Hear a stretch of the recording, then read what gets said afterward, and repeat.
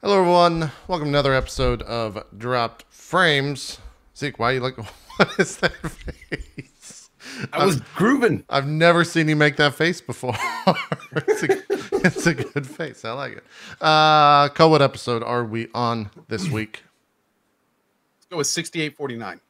6849. Okay.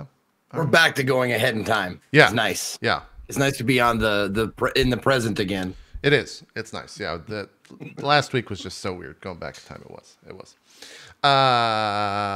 don't have much. You had to use all the tenses got mixed up. Like I was going to be having eggs today and tomorrow.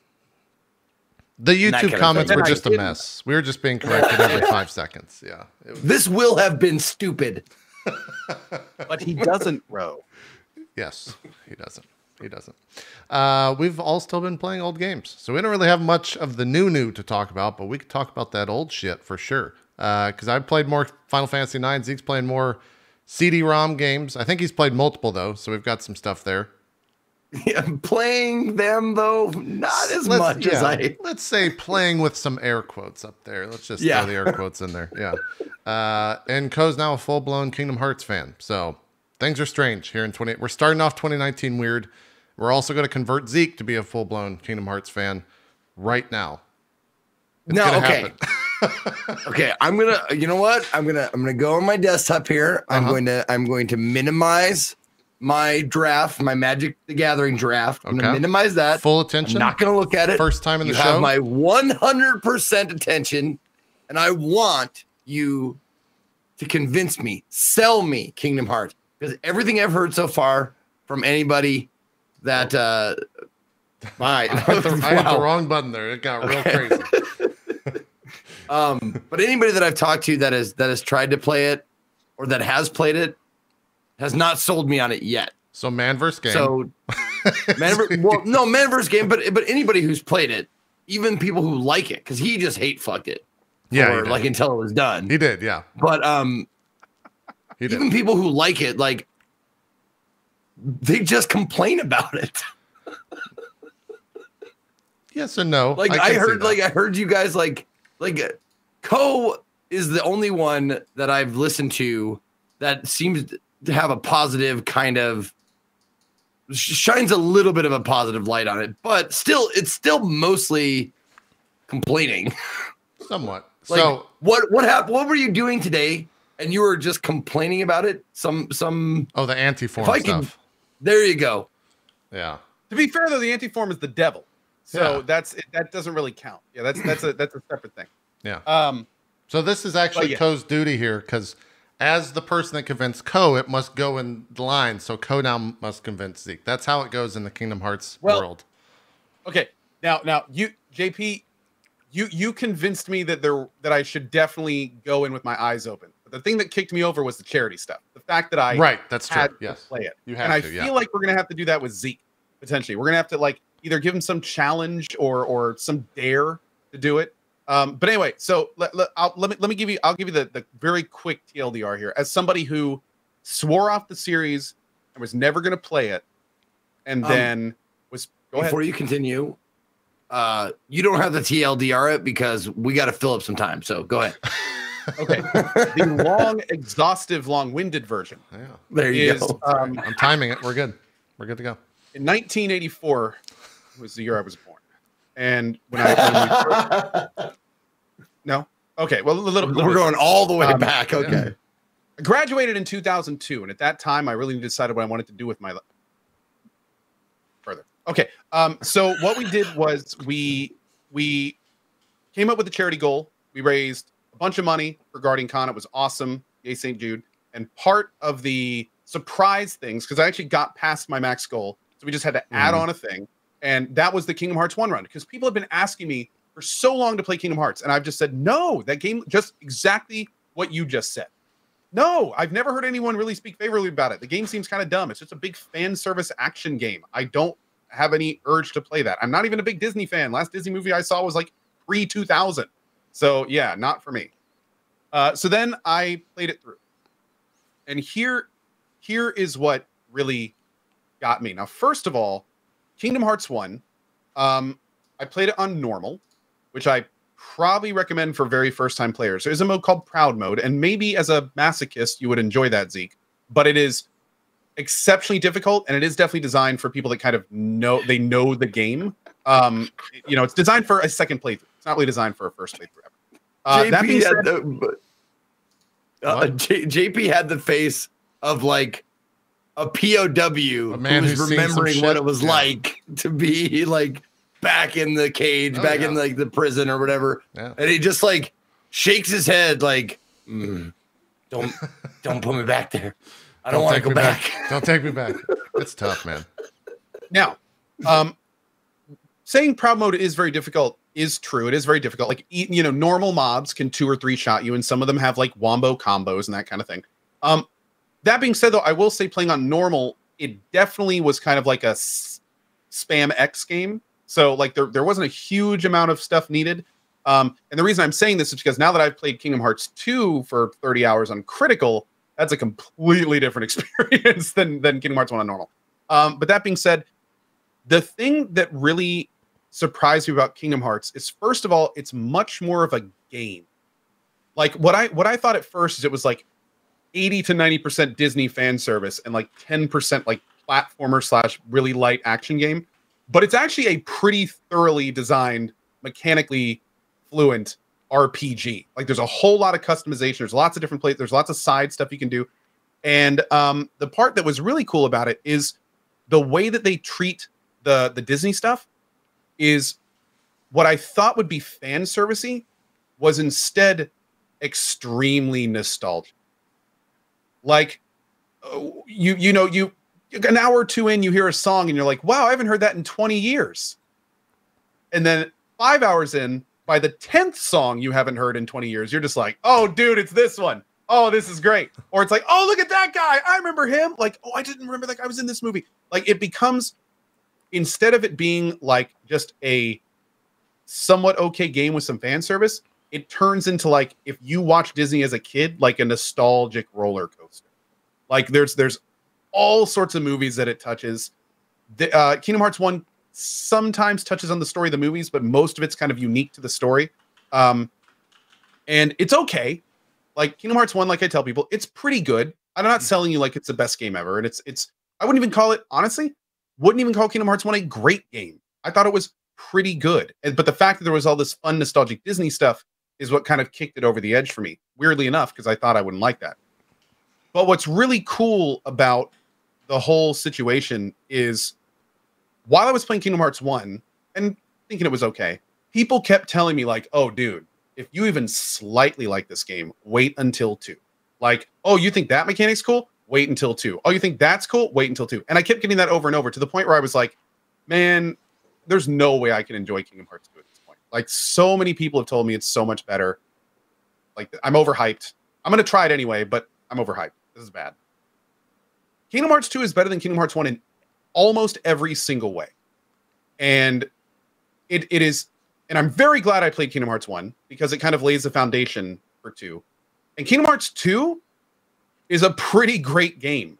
Like it is much bigger than Kingdom Hearts 1. It kind of touches on the stories more. There's the story in Kingdom Hearts 2 is basically its own game at this point. Like just the shit that's going on is basically a Disney movie in itself. Like it's not like the first one. It's kind of like, the Kingdom Hearts part of the story is just kind of like this loose thread that's bringing you through the worlds.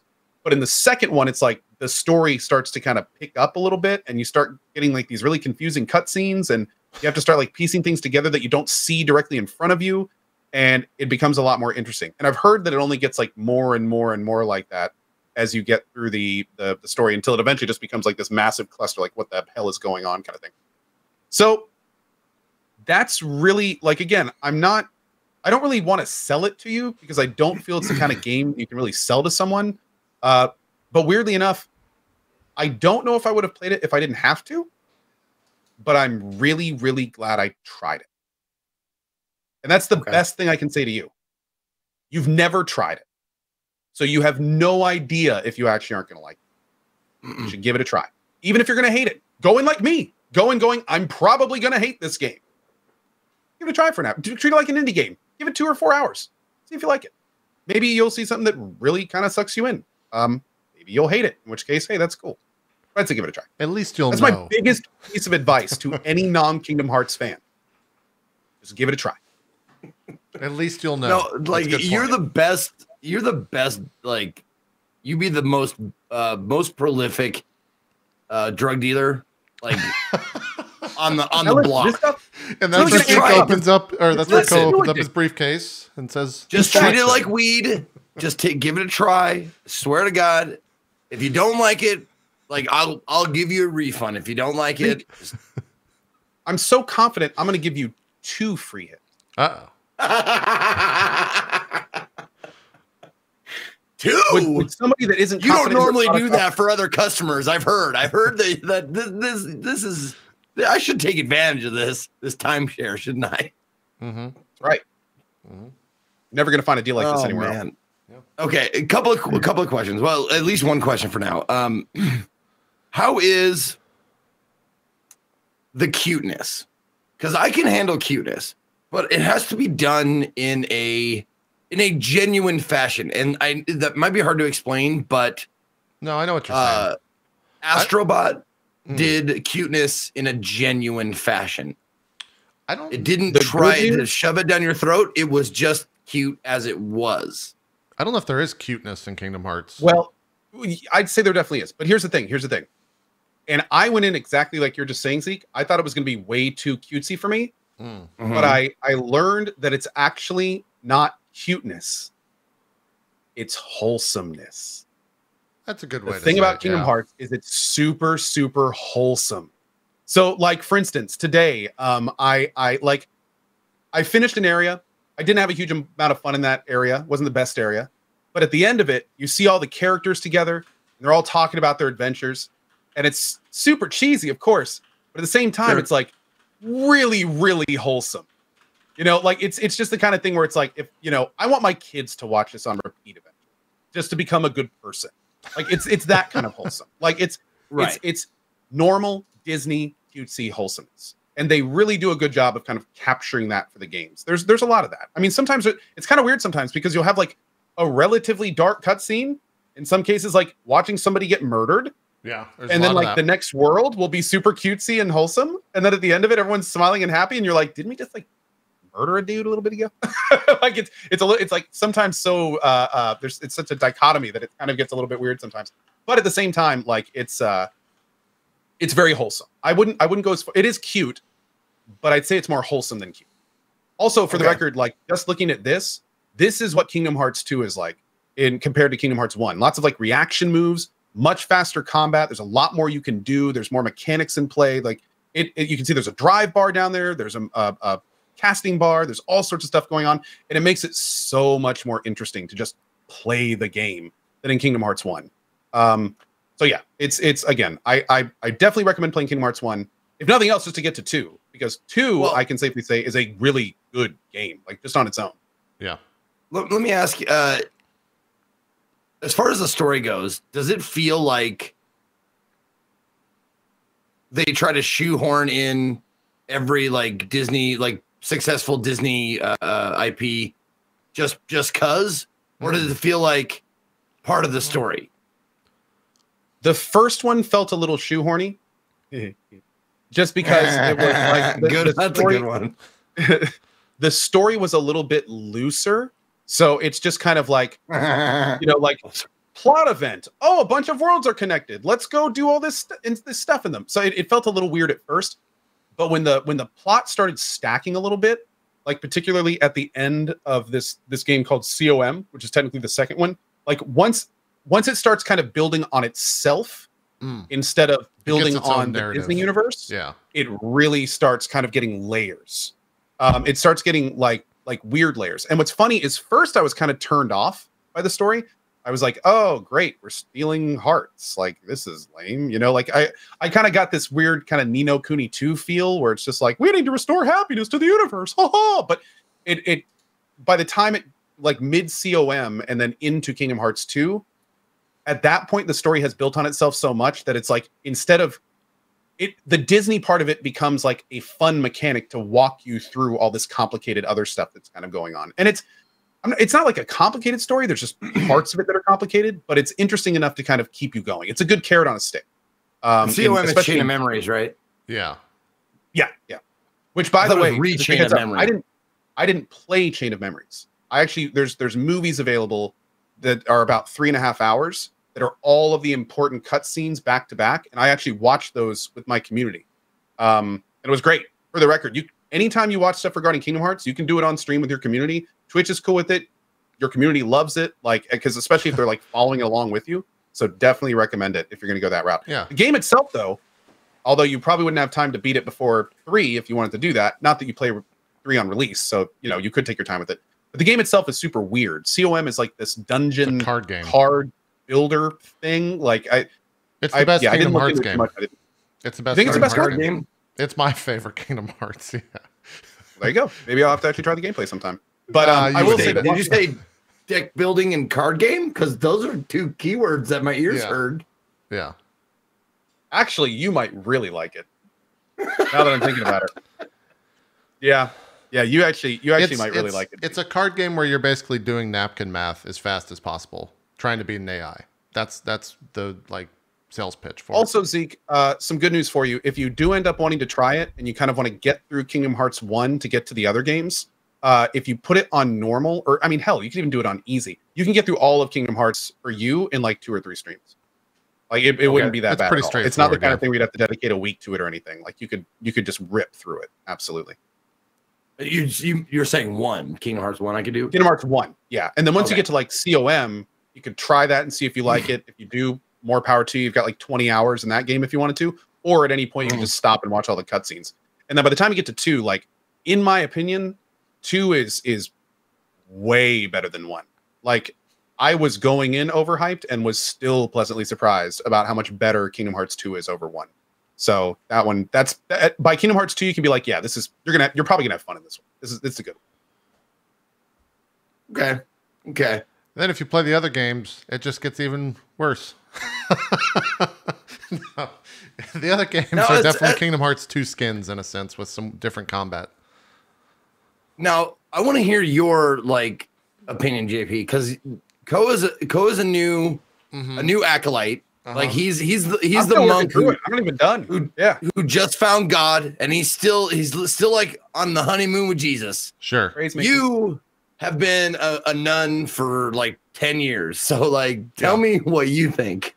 I agree with everything that Ko is saying, but I think once he gets to the games after Kingdom Hearts 2, they have this weird thing where they're like, guys, we only made a 7-hour game. And then someone in their boardroom was like, well, what if we just added 2 more characters and they played through a similar story, but not the exact story? And then someone was like, that's brilliant. And then they made Birth by Sleep. So, I've been warned about that. Yeah. And then Dream Drop Distance came around and like, guys, we have a 14-hour game.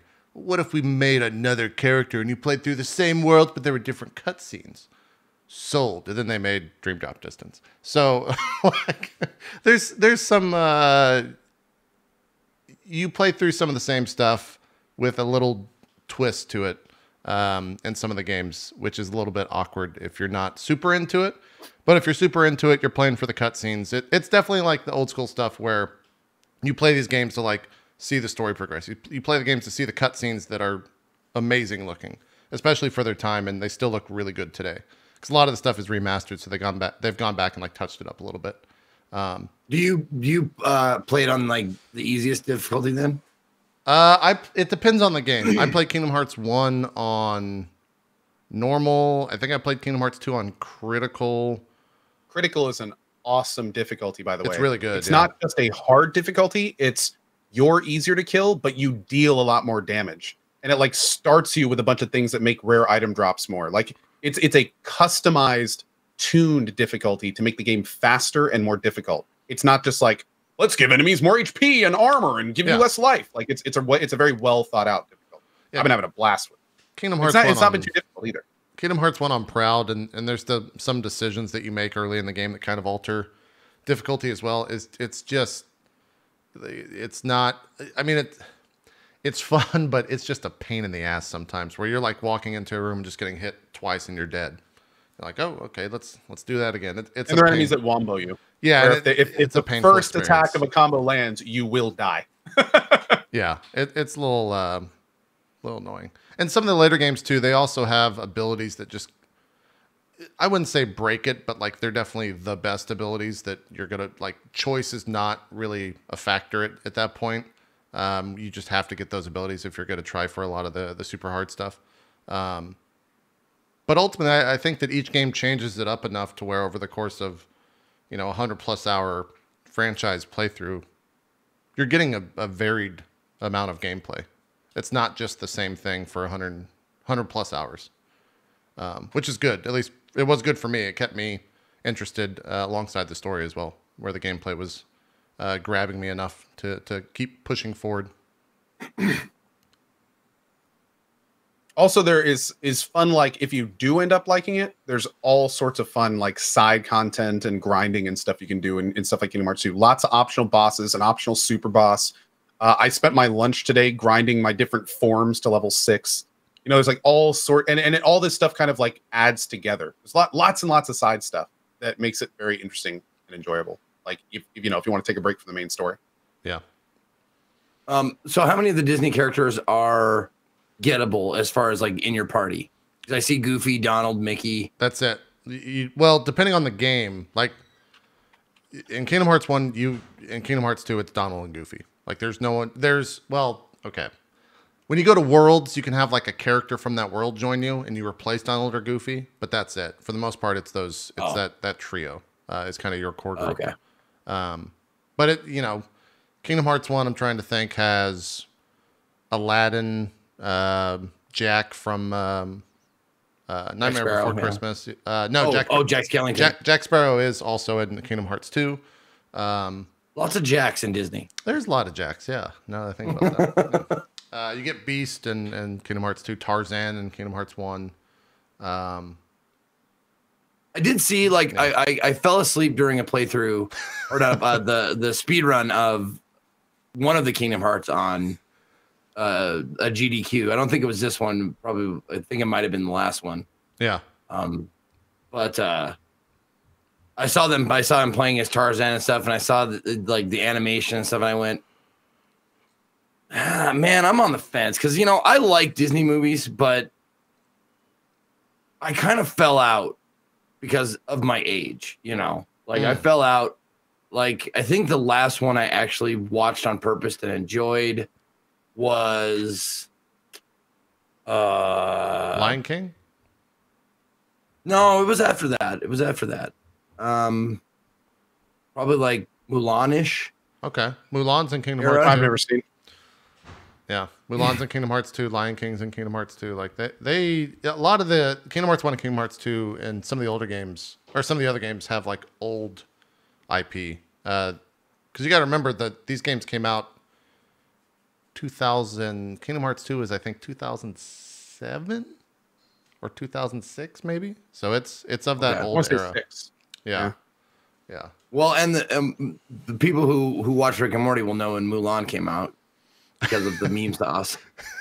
What was that? 90? The Szechuan sauce, yeah. Yeah. Was it in the late 90s? Something like that. I forget. I forget when that movie came out. Okay. Yes, they will know that. They will indeed know that. Okay. Now, is there like a specific, and I just want to get a better idea. Is there a specific reason that it takes place in the Disney places, like story wise? They give you a reason why this is Disney. Switching like from Alice in Wonderland to Tarzan, yes, to fucking that kind of shit. Not necessarily that it's Disney, but it gives you a reason why you're going to different worlds. Yeah. Okay. Oh, you're asking. Do they give any specific reason to why it's like the Disney universe and not like other stuff? And the short answer is no. It's because it's Disney. All the stuff you go to is Disney. Is it a spoiler to talk about itmeJP? I don't think so, right? I don't think so. Jesus is in the game, and his name's Mickey.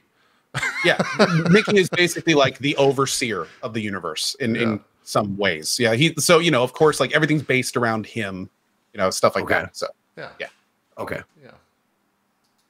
Yeah, no, I honestly, I was just wondering what the deal was with it, because, well, I don't know if anybody out there remembers Captain N, the Game Master, but Nintendo, like the whole premise of the story was kid was playing a video game. He gets sucked into the video game world because Zelda used the power glove to get him into the fucking TV, suck him into the TV so Captain N could help, defeat the evil of the video game world. As you do. And shit like that. So as is done. Yeah. As is done. Yeah. So that's how they justified like people like the Eggplant Wizard and Mother Brain and Simon Belmont and all that shit. Oh, now it is important to mention though, it is the Disney universe, but it also is anything owned by Disney. So like for instance, one thing that's really cool that pops up a lot in the series. Nope. No. Well, I'm kidding. That happened later. There is a Star Wars-esque thing, but they didn't own Star Wars at the time, so it was a Well, more importantly, there's a lot of Final Fantasy influence. Yeah, yeah. No, I saw the fucking Moogle in there, and I wasn't gonna mention it, but it goes as far as to have a ton of like Final Fantasy 7, 8, 6 characters. Like, yeah, they bring in a lot of that stuff. Like some of them aren't necessarily like cameos. Like there's a lot of like, oh, it's that guy, and then you get to see and talk to him like a lot during the story and stuff like that. So it's that kind of stuff's kind of fun. Yeah. Okay. If you enjoyed like, the old school PS1 era Final Fantasy games, for sure. Yeah, sure. Yeah, I did. Yeah. Still waiting for some people like looking like this to show up though. Maybe in Kingdom Hearts 3. I've get a little Sabin or something. Yeah. I really hope Lightning doesn't show up in 3 somewhere. It's gonna piss me off if she's there. Because it'll just be a giant like black square to me, and if this void that is Final Fantasy 13, if it's in Kingdom Hearts 3, who's that? I don't remember that game. I've never seen that before. Huh. Anyways, let's move on. I thought you liked 13. Like is a strong word. You have a love-hate with it? I do. Yeah. Okay. I do. Okay. It's I can only walk in a straight line so long, 30 hours is a little bit much for me. Just going straight forward. Did you make it to the open world part of it? Yep. And that's when the game got good. It just sucks that that's 30 hours in or however fucking long it was. Yeah. Agreed. Yeah. Completely agreed. Yeah. And then finally 13.2 and 13.3 are just so fucking awful. Then the ending of that whole fucking thing is, let's move on. I'm going to get pissed. We'll just play Jesse Cox. I'll play Jesse Cox's review of Final Fantasy 13 here and just put his rage in for mine. It'll be good. Okay. So last thing about Kingdom Hearts I want to know is give me the if you can, and this is more for JP, give me the games like that are full games in not remakes, but full games in order, and tell me like they're like one line about them, like Kingdom Hearts 1, fun but short or something like that. Like, can you do that or not? 'Cause I don't know like how they go, because there's Dream Drop Distance, there's bed by Sundown or whatever the fuck it is.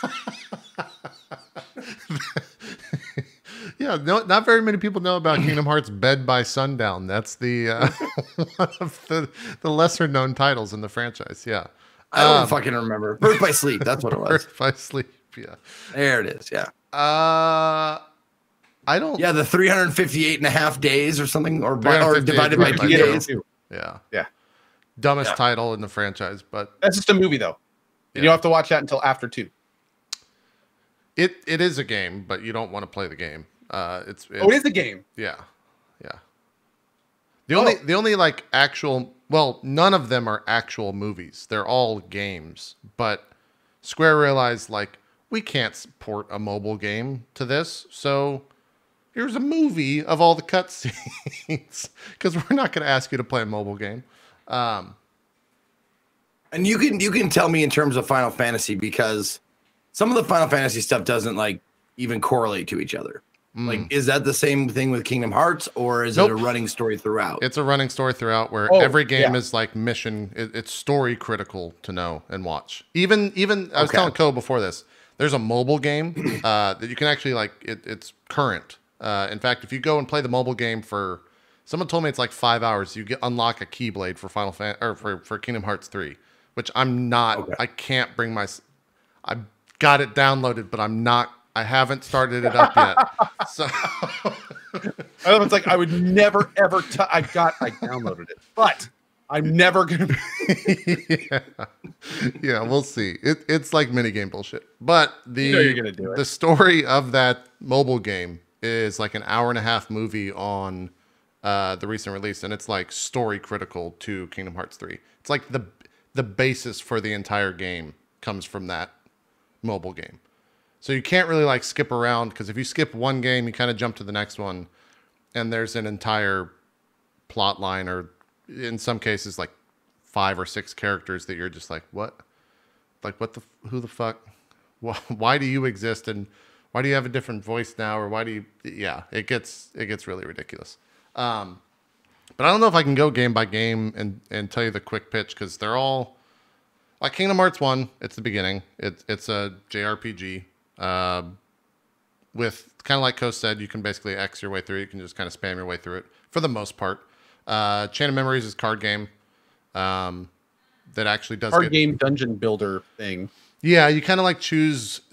You have a grid, and you get cards that you basically fill that grid out, so you can kind of make your next level and then go into it. And certain things that you use for that card creates that level. And by level, I mean this like small room that has certain things in it, like a save point or mobs or endless spawn, et cetera, et cetera. Kingdom Hearts 2 is basically Kingdom Hearts 1 plus. They've gone and reiterated almost every system and introduced a bunch of new systems into Kingdom Hearts 2. The story gets, like Ko was saying, I think hits like a high point, and there's a lot of key points that occur in that. And then, so it goes 1, Chain of Memories, 2. Yep. And this is disc order. Some people will tell you to play like release order. Some people will tell you other. But disc order is how I played through it. I think that's how Ko's planning on playing through it as well. Disc order? Yeah. So they re-released all the games to 1.5 Final Mix, 2.5 Final Mix, and 2.8. And on those games, on those things, yeah, it sounds fucking crazy. They did what now? Say that one more time. They've re-released these games. They've made a lot of money on Kingdom Hearts. Let me just put that out there. It is a wildly successful franchise, but they've re-released. I mean, no, listen. Like, I'm not adverse to that, and I've also like I've bought Street Fighter 2 like 5 times. Yeah, with different name on it. Totally. Yeah, so totally. Yeah. Anyway, so I get that, but like I don't understand how the naming structure of Kingdom Hearts is not something that one can understand.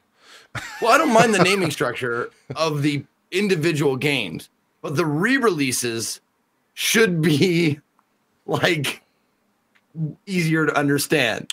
Well, they are in context. 1.5 is on 1.5 is Kingdom Hearts 1, and Ko, you would know this better. Kingdom Hearts 1 and Chain of Memories, I think, are on 1.5. Yes. Well, here's the good news for Zeke. If you're interested in doing this, you go to the PS4 store, you buy the Kingdom Hearts bundle. It's like $99, and it gives you this giant list of Kingdom Hearts games. Like, you open it up, and it's just like, I think 6 or 7 games in this nice order. And all you need to remember, start at the top. Yep. That's it. You just start at the top, and you work your way down.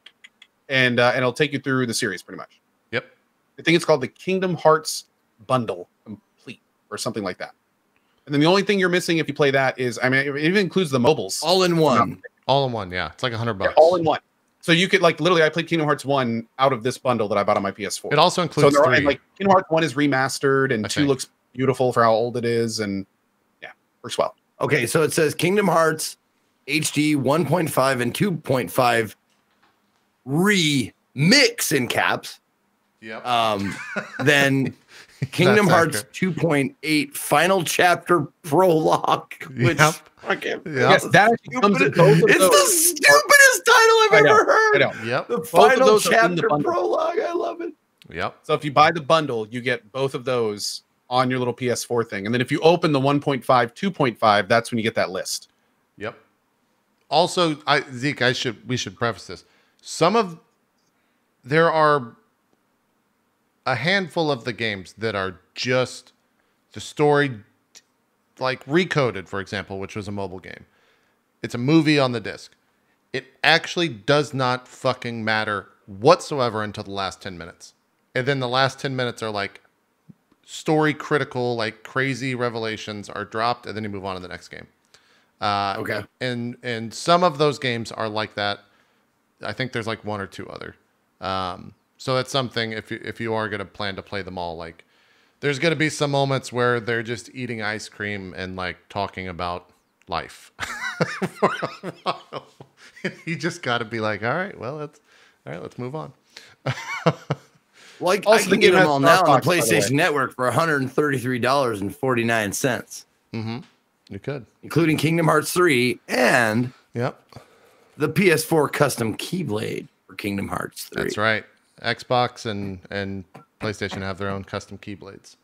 They're going a little crazy with that. Nice. Fun. Nice. So, I mean, in order to get both of them, I gotta get them on both consoles. Good. Awesome. Yeah. Done. Yeah. All right. I hate to be the one to tell you guys this, and I hate to do it on Drop Frames on my own channel, but CD-ROM-thon's over. Time to pick up Kingdom Hearts right now. I'm kidding. Oh god. I'm kidding. He's got to leave the show. He's got to get out of the show. Yeah. Yeah, I mean, it's you've done a good job talking it up. That I'm a little bit more interested now, but it would have to be a pretty fucking awesome game for me to, I don't know, get invested in it. Like a Here's the pretty good awesome news. set of games. 2 is a pretty awesome game. I'll say that right now. I think 2 would meet your criteria. 1, maybe not so much. But here's the good news. Give it a month. And if 3 turns out to be amazing, then theoretically, hopefully that should be all you need to at least slog through 1 and get to like the good game, and then hopefully play the really good game if 3 is really good, which we're all hoping it will be. So, I mean, it's the kind of thing where it's, you know, sometimes you play like the pre-games just to kind of get the stuff down to get to the good stuff. Maybe 3 will give you enough of a carrot on a stick to do that. Yeah. There's no rush to do all this stuff. So, I mean, you know, wait until you have a nice gap. Oh no, Check it out. I mean, I'm not even considering it until way down the line, like after everybody's like done playing it, Yeah. and that kind of stuff. Like, and it'd have to be like a real deep lull in like game releases before I would consider something like this. Because no, and it's not because I'm obstinate against it, because like how hypocritical would I be after that rant last time about like not liking something before you try it? Sure. Yeah. If I didn't give it a chance, but it doesn't seem like it would fit my community or my channel as well. That's the other thing too. Yeah. There I think a lot of your audience, I mean, even Co got a little bit of this where it's just like, I don't like watching I do this every day. game. So I'm sorry, I can't watch the stream because I don't like Kingdom Hearts. I get that every single day. Still, now 4, 5, like a week later, I still get people every so often to drop in the channel. Hey, I can't stand this game, but I'm gonna go ahead and pause the video here and go watch your YouTube. Yeah, there's still Like, a lot of it. well, thanks for the support. But sorry. But I think if you do it like a charity goal or some Zeke, then everyone wins, right? So I would just do that. I would just go that route. Especially if you like dig into this, I really hate this, and then people, you know how to milk it. I challenge you, Zeke. Take a shot every time you hear the word boyo. Oh God, don't do that. Don't do that. You'll be drunk before the first fight is over. It'll be bad times. Yeah. Challenge accepted. Or gorsh. That's a good one too. You do that one. That one's a lot less there. Yeah. I got it is also a good. I just want a shirt that says I got it. I just want a shirt that says that. Maybe like a little pin of Donald. That'd be good. Jump up on the Hydra's back, JP. If you could. So did you get that spam when he fought him? Because they fixed it in Final Mix, I thought. No. Oh, okay. I actually beat the Hydra pretty quick, but right when I was able to do it, he just like back to back 3 times in a row. And the second when he said it the first time, I did it, and he still said it an extra time. But no, it was like I didn't get too much spam, but just because I killed it really fast, I like immediately got on his back. When I was playing it on the PS3 during like one of the re-releases or whatever, and it was like get up on the Hydra's back, get up on the Hydra's back, get up on the Hydra, just non-stop, like non-fucking stop, just saying it over and over and over. And I just started screaming at the goddamn game because Phil from Hercules wouldn't shut the fuck up about getting on the Hydra's back. Well, so, what was there was another one in that area that's really bad. Feel the heat when you're fighting is one. Yeah. I don't remember what he says. Like, I think it's feel the heat. Fire. Feel the heat. Yeah, feel the heat. Feel the heat. Yeah. Feel the heat. And like every time he does it 4 times in a row because that's how his move works. Yeah. Zeke, one thing we didn't mention is the cast, the voice acting cast is kind of fucking crazy, especially for the first one. Like David Boreanaz plays Leon, aka Squall. Mandy Moore is in the game as a voice actor. Haley Joel Osment is Sora. I'm blank. James Woods plays Hades, I'm pretty sure. Yep. A lot of the original talent from the movies is here. Some of it isn't. Like some of it is very much not in it. Like you'll be like, hey, it's that. That does not sound like that guy. No, it does not. But others are like perfect. Like the parrot for Aladdin is actually Gilbert Godfrey. Yep. So which is amazing. Lance Bass, Christopher Lee. Yeah, Christopher Lee's in there. Also, unfortunately, I was really bummed by this at first, but it quickly grew on me. Obviously, Robert Williams was not the genie, which was unfortunate. But what's funny is you start listening to the genie and you're like, well, this guy does a really good Robin impression. And then all of a sudden he yells at the top of his lungs and you're like, that's Homer Simpson. Yep. Yeah, Castellaneta. Yep. Yeah, because he did Genie in the Disney animated. So. Yep. Billy Zane is in there too. Like it's cool. It's cool. As somebody that likes voice acting, I think you'll really appreciate a lot of the voices in the game for sure. I'm really curious. Cool. So Leonard Nimoy does one of the bad guys. I'm really curious what they're gonna do for. I don't know, like if he already had his stuff recorded for 3 or what. So that's probably news out there. The chat will fill us in soon. But yeah, it's a Disney voice cast.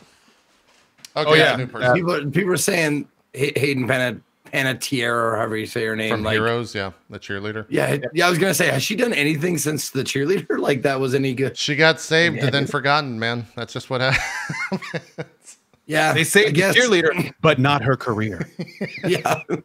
Save the cheerleader, save her career. Oh, she was on Until Dawn. I didn't know that. That's what chat. No, she's been in like more than a few things since then. I think she's doing just fine. She's been in a couple movies. I think she was in a foreign movie. She's done like a couple TV series. Like she's doing fine. Oh, Nashville was apparently big. Didn't know that. Oh, anyways, that's all. That's all the Kingdom Hearts stuff. So Zeke. Oh, Alex says enough Kingdom Hearts, please. So we better stop. All right. Yeah, let's move on. Right on. Yeah. All done. Yep. You know what? Sorry about that, Alex. You got it, buddy. Because you get to decide what happens on this show. Excellent work. Good job. Let's talk about what should we talk about next? What's next on the show? The next thing on the show is how Alex hasn't said yet. I'm asking the people to make the decisions. Oh, well, I thought someone in chat just said let's talk more about Kingdom Hearts 3. So I think we should. Oh, okay. Yeah, because we haven't talked about the voice actors there or the story or anything like that. So we'll probably just move on to that. No, let's talk about last week, man. The craziest news I've seen in gaming in a long time broke when Bungie split from Activision. Like that was completely out of left field. I had no idea that was even a thing they could do or would do. And that happened. And there was much rejoicing, which I'm worried about the rejoicing. Because I think it's going to be real fucking bumpy for a little while until they can get things figured out. Yeah. See, I thought the writing was on the wall a little bit there. You think? Because like you could tell with Destiny 2 that there were a lot of decisions in that the Bungie team was always kind of on the defensive about. Like they instead of promoting how good features were, they would be defending the casualization of the game. And you had a lot of big Destiny 2 streamers that were like kind of coming to their aid and kind of helping. And then when Forsaken came out, when they did the whole like let's really listen to the community thing, you could tell that Bungie was thrilled about it. The community was really happy about it, but the numbers weren't doing so well. Like apparently like sales and stuff took a hit with Destiny 2 and some people, and Forsaken, didn't quite sell as much. So you could kind of see like Bungie was sitting here like, we want to give the people what they want, and we don't necessarily care how much it makes. And I'm sure Activision was looking at that and being like, what the, you doing? Yeah, you're fucking up our goddamn business. Remember why we gave you money? So I don't know, dude. Like, especially when the real telling sign to me was when the Bungie guys on Twitter were talking about, we don't care how well it sold. We're happy about what we did, and this is the direction we're going. Like, they actually put up a tweet after the Forsaken numbers came out, and they were like, we don't care because the players are happy. And it's like that right there. It's like somebody's going to read that and be like, what the hell were we thinking buying this company? Yeah. So, yeah. And what do you a little bit later? Go. I think that Bungie's most likely, I would think that they're going to double down on the hardcore player base, and the hardcore player base will be excited. I just wonder what that means for like the greater Destiny fan base, if people can still play it from like a casual point of view and still enjoy it. It's not a Blizzard situation also. So the split with Bungie was a lot easier because they were just like partners together. But like, it's really interesting because after that happened, a lot of people were talking about the Blizzard situation. That's a completely different thing. Yeah, those companies are merged. Yeah, that's a hard split. Not only did they merge, but then they went in and like gutted Blizzard. Like they ripped out a bunch of people right at the beginning, and then they basically like contractually obligated other people to leave at a set amount of time. So that was almost like a hostile takeover. Like that was like Blizzard is gone. There's been some very unfortunate posts from Blizzard fans over the last month where they like tally up all the people that have left since the merger. Oh, it's like, oh, there goes the soul. You can see it kind of floating away in the background there. Yeah. The amount of like game companies that have popped up over the past like 5 years that are, you know, the news lead is ex Blizzard employee or ex World of Warcraft creator forms new company, blah blah. Ex Hearthstone player forms or creator. Kickstarter, man. Yeah, they're already talking about like this could be the year of Kickstarters because there's been so many major layoffs last year that they're going to need money this year to start the new projects and studios. So it's going to be interesting. Yep. Yeah. But the Bungie stuff with leaving Activision, there was a couple of journalists that were saying that the second that like broke, the Bungie studio were all in a room like celebrating, like it was a celebratory exit.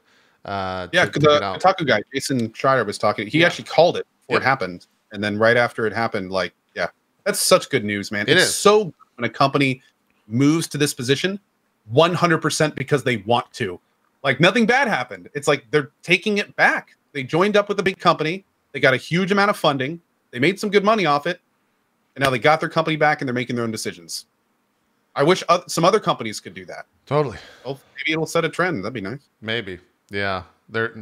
I think is Rami, friend of the show, been on a bunch, stated on Twitter, like Bungie's indie as fuck now. Like they are an indie studio by design. They are. Yes, they are. They are independent developers. They are 100%. It's received double-digit $1 million of infusions. Money doesn't matter. They're still indie. They're still fucking indie. Money does not matter. I don't like it. I think money is the only thing that matters, right? Yeah, but then I could start a game company tomorrow, then be called indie until I hit a certain money limit. Is that how we're defining it on the show? Yep. Sort of. I don't know. I think money should be involved when talking about indie games. I think if one person got $500 million to develop a game and utilize that money any way he wants, it'd be really hard to call that game indie. Well, I think that's also where that bullshit industry term AA comes into play. True. And also, to be honest, the term indie these days is more of a buzzword than anything else. There's like the definition is the eye of the beholder kind of stuff. So who knows? Yeah, ask co-indie. Yes. Hey everybody, how are you? What's up? I need the power for the touchscreen TV. Okay, I don't know where that's at off the top of my head. Think about it. Yeah, I'll think about it and come during the break. Bye everybody. Good Saturday. Thanks, Scoots. You guys are so adorable together. I'm so happy you guys started living together. Yeah, we gave him. It was about time. Yeah. It was about time. It's good. It's good. I'm happy he's here. Glad you pulled the trigger. Yeah, me too. Me too. What were we talking about? Oh, AA bullshit. Yeah. People were saying indie means independent, and that's completely wrong. Indie means Indianapolis. It has to be made in that city. I was like, I don't know if you know that. It's kind of like champagne can only be called champagne if it's from that city in France. From independent games can only be called indie if they are made in Indianapolis. It's the city of La Champagne. So everyone knows that. Yes, exactly. Yeah. Anyways, I'm not going to. We're not going to open the can of worms with indie. No, but it's actually like a decent topic because what makes indie to you? Because I know indie means independent, right? And people are saying independent means like no publisher, which is kind of a misnomer because you can make and produce your own games and call yourself indie, or you can make and produce make and publish your own game and be called indie. Or you can make your own game and send it to like a publisher like Devolver or Tiny Build or, sure, and still be called indie. Mm-hmm. Weirdly enough, like, and it's kind of interesting because I don't think I've actually had a conversation like this about the term indie, but for me, indie has always been resource based. So like small team, not a lot of money, passion project, like not huge 3D, not a hugely voice acted with, cinematic cutscenes and major voice actors. Like that's always been the differentiation I've made personally. But now that I'm actually saying it out loud, like I don't know how many of those factors could be done with or without money. So like, because a lot of those could be decisions even if you have money. So I don't know. It is an interesting definition to define. Well, yeah. What people are saying, like, indie is independent no matter how much money. Like, what decides that? Like, what decides like if you're an indie game? Like, I understand certain games cannot be classified. Like, that's not the question. The question is what is able to be classified. Meaning, like, Sony produces a game for their console, like a Sony, like God of War, Sony exclusive game. Yeah. That's under the umbrella of Sony. They hired people to make this game, so on and so forth. That's AAA immediately in my head. Right. So we can exit games out, but what, like other games that are made, what makes a Bethesda game not independent? Well, a big thing is that, and I'm noticing this in chat right now, it's almost like anytime you actually define indie, there's almost always going to be a bunch of exceptions to that definition. Because, like, for instance, think about GGG. GGG doesn't have a publisher. Path of Exile doesn't have, they've always been doing their own thing with their own launcher. You could call them indie, but they also have a multi-million-dollar investment from Tencent. Like, how could that possibly be indie? Yeah. Bungie is a good example, too. Bungie's technically independent now. Are they indie? Like, I wouldn't call Bungie indie, but there's a definition that would, if you defined it as such. There's all sorts of stuff like that.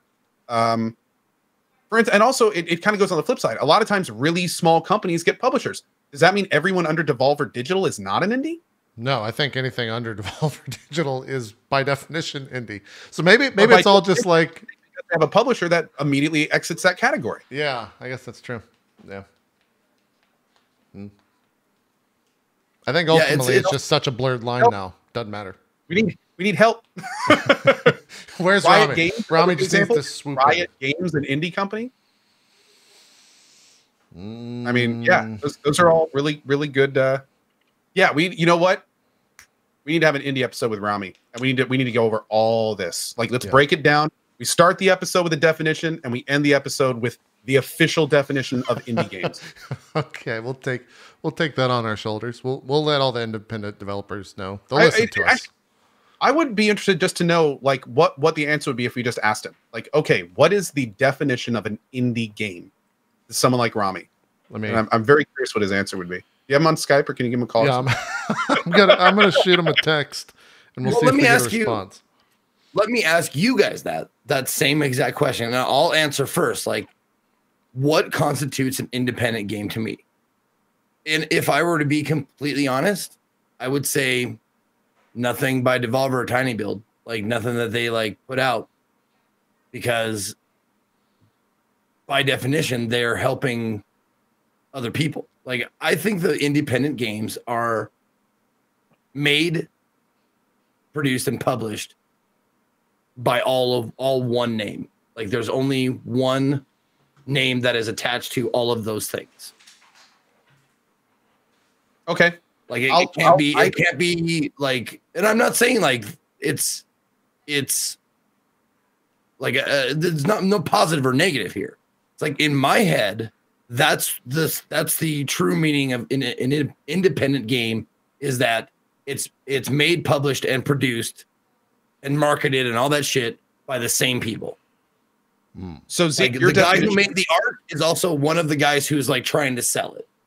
So your definition kind of approaches it from a management perspective, like how the product is managed, how many people work on it, if there's a company overseeing them, like that's kind of where you see indie. Yeah. So see, like an independent movie, yeah. I would actually say it's not so much management based, but financially based. So the two things for me would be the resources that the studio is working with. That includes people. So an indie title would be small people, small money. And then also on the flip side, I think that it's relatively okay to say that indie games are almost always priced low as well. So I think an indie game not only has small resources going in, but has small price point going out. Like I can't think of the last time that I bought an indie game for $60, $50, even $40. It gets to a point where you're like, I'm putting way too much money into this. What the product they kind of went into it. So, but the thing also that's kind of interesting to think about now though is I'm just realizing you're thinking management, I'm thinking financial. JP could think something completely different, and then we have to realize that, go ahead. Well, the financial part kind of plays into it. Like someone touched on it in chat. Like, I think maybe it means to me no outside money. No outside funding or investment. Yeah. But see, that's kind of weird. Because then, like, what if there's just one really rich guy on the team? Like, seriously. What if there's that still falls under that's the thing. It still falls under that indie umbrella. Like you have to have some money. Like the amount matter? Don't. Some people make the games as a hobby. Or like this, who was the start? Didn't the Stardew Valley guy start as a hobby when he was making his game? Well, he started out. He started out with like the Wing Commander stuff. That's who you're talking about, right? I think so. Yeah. That he started out in like AAA. It's tough, man. Yeah, I don't know. It's tough to nail down though. From RimWorld, another great example. Tynan Sylvester, like he's a one-man army for that kind of stuff. Yeah. No, and that's the thing. Like people have been bringing up good points, and there's always a counter argument. I guess I'm fully willing to change my mind, change my views. Like I'm not like I'm not unmalleable as far as this opinion goes. Yeah. But I think honestly, like what most people consider indie is what does it feel indie? Yeah, I think does it feel indie is good. I also want to steal from I love this username, first of all. Sergeant Johnson's Johnson says indie means you don't have to answer to someone. The company can make its own decisions. I like that definition. That's a good one too. Because I think that fits like what I view as indie. Because if you have to answer to someone, then it's corporate, right? Like you're the man. You're answering to the man. But if you go get money, you have to answer to the money. Like that's why producers fuck up so many good ideas for movies. Yes, because you have to answer to the money. That's true, but sometimes money can come from somebody that doesn't necessarily make decisions. What if you take a loan? In which case, all you have to do is pay it back. You don't necessarily have to like be told how to manage it. Although in some cases you do. If you have an angel investor, which is something that happens a lot today. If you do a Kickstarter, in that case, you're beholden to finishing the product, but not unless you say in the Kickstarter, not necessarily to have them dictate how the product is developed. Yeah. Well, so situation that could happen. Let's be clear. You're morally. And I should say you're beholden to your absolute best to finish the product. Yes, that's the best way of saying it. Yeah. I hear last time, like 52% of Kickstarters actually fulfill all of their require. Yeah, like it's a crazy low number. It's one of the reasons why Kickstarter is not legally binding. What's up? I cut you off, Go. I'm sorry. Go ahead. I got a lot to say. He's cutting off all the time. Shit. I'll go. So Kickstarter's not. I'm gonna. I'm sorry, I had to. No, so Kickstarter's not legally binding. No. Yes, correct. Yeah. It is Okay. not legally No, binding. yeah. No, yeah. That's my answer. No, it is not. You know. You know, No. no, yeah, you know, who knows? Did that clear it up for you, Zeke? Do you feel like you got an answer? Can you bring, how about this question would be easier to answer. Can you bring a lawsuit if you kickstarted something and they didn't fulfill their promise? No. You're talking to a guy that had a failed Kickstarter. Zeke. Yeah, but you didn't take their money then, right? Yes. Oh, you did take their money. Well, the company did that was making the game, absolutely. Right. They did their absolute best, but they unfortunately Okay. couldn't pull. They did their absolute best, and they tried, and they couldn't do it. So Okay. yeah, it sucked. I had $50,000 in that game. Yep, Okay. Okay. that's all gone too. So, yeah, you should have led with that, Co. You should have led with, I had $50,000 in it instead of like, because I understand, like, No, I robbed we them kept blind. the money. We robbed them blind, Zeke. That's not what he said. I came up with an idea for a game. I made a demo. I shopped around and made a little team. Then I started making the game, and I found Twitch, and I gave it to someone else. And that person off and made a company and kept working on the game for like a year and a half. And then they came back to me and were like, "Hey, we need to get a Kickstarter up." And I was like, "Are we sure about this?" And they were like, "Oh yeah, we're good. We can do this." And they got the roadmaps and milestones and everything together, and we did the Kickstarter, and it was successful.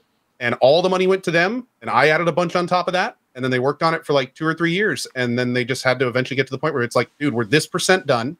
We have this much money remaining, and there's no way. Like at that point, it was like we either need to cancel or have another Kickstarter. And I was like, "There's no." Kickstarter, yeah. Kickstarter, yeah. Absolutely sucked, man. Like it absolutely sucked. Thankfully, that particular mean, product hopefully will see the light of day one day, but it's not going to be anytime soon if it does. So, So we have Well, an and it answer seems from like- Rami, by the way. If you would like me to read said answer from Rami about, but finish your thought, Zeke, and then I'll read it. It seems obvious now that I think about it, but the Kickstarter money that they get, they use to make the game that like it's used while they're making it, It's like, can we have money to make this game? Sure. Here's some money to make the game. It's like, all right, now we're making the game. Thank you for all the money. Then the game doesn't get made. They're like, we spent all that money. Didn't even occur to me like until just now. Like that's what the Kickstarter is fucking for. And does everybody know that? Does everybody know that when you kickstart a project, it's best to just kiss it goodbye and forget about it, consider it a gift and not a loan, not a promise of future things? Because that's what I'm going to do from now on. When I go to Kickstarter, I am going to give money, gift. It will not be like this for that. So, like, honestly, that's kind of how I viewed Kickstarter. And it's naive, and it was, and I was ignorant of that. And I didn't put much thought into it. I have thousands of dollars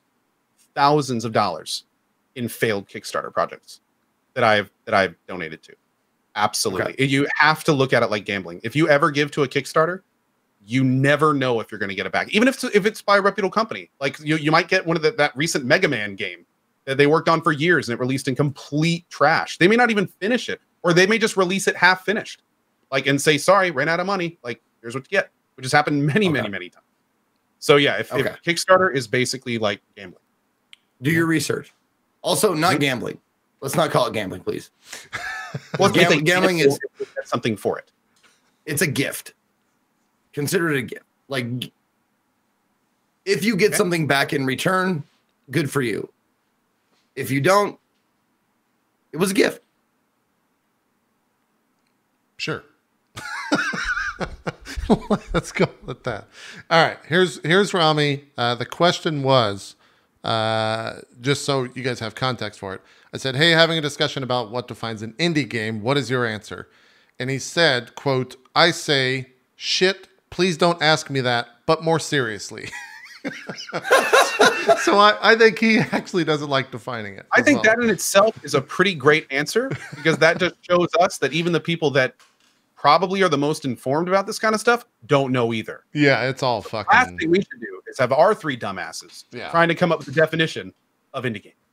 I think it's a personal decision. No, something that's in more of our wheelhouse. What defines a big streamer? Yeah, like, subs. Yeah, like do we count on sub count or viewer count? Because sometimes they can be very drastically different. Very true. I mean, really at the base of it, it's anyone that doesn't use hashtag small streamer is a big streamer at that point, right? I think that's how it really works. Support small streamers. Support small streamers. Sorry. No, that's what big streamers tweet. By the way, support small streamers is what big streamers tweet. Hashtag small streamer is what small streamers tweet. Oh, okay. Yeah, just so we can get the like nomenclature, so to speak. Do big streamers actually do that? No. Okay. I don't think so. I'm going to start doing it, but not. Like you would be the only one that I would go, he's putting that hashtag the right way. He's kind of a shitbag, and it's kind of a shitty thing to do. It is, yeah. It is without a doubt. Anyways, I think we need to just have Jesus. I'm going to read what Rami wrote. Potentially. I'm going to ask him first before I do this, but we need to have Rami on to maybe have this discussion. Because it sounds like maybe indie is just dead. Because, like, how do you define any of that anymore? The lines are so unbelievably blurred that... It's kind of what he said? Yeah, in the short of it, you know, indie games has become a thing, or too big to be one thing anymore. You know what, man? It's interesting that you say that because there's a lot of terms. What's up? Go. Finish. Zeke's just interrupting you. I was just say, there's lots of terms that in like the last 10 to 15 years have basically lost their meaning. And other terms are alpha and beta. Like those used to really mean something back in the day. They had hard definitions about what a product would need to be an alpha and beta. These days, they're straight up marketing terms. Early access is a term that can mean anything between, hey, this is a good idea, to like a finished, fully playable demo. It's crazy, like how these things that kind of came into our world with concrete, meaningful definitions have just become buzzwords for anything. And I feel indie probably is under that too. Yeah.